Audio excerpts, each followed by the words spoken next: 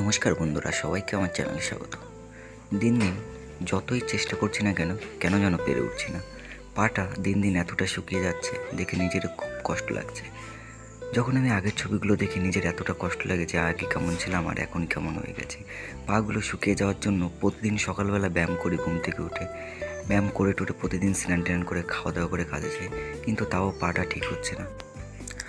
আর প্রতিদিন গাড়িতে বসে থেকে থেকে আর গাড়ির সাথে পাটা ধাক্কা লাগতে লাগতে পায়ের এইখান দিয়ে চড়া পড়ে গেছে আর দু সাইডে পুরো ফুলে গিয়েছে।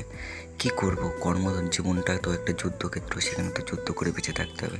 কিন্তু পায়ে ব্যথা বিষ তো আমি বুঝতে পারি না, এই জন্য অতটা কষ্ট লাগে না, কারণ পায়ে ব্যথা লাগে না। যাই হোক বন্ধুরা, ভাইটাকে একটু সাপোর্ট করো তোমরা। আর ভাইটাকে তোমরা যদি সাপোর্ট না করো কী করে হবে।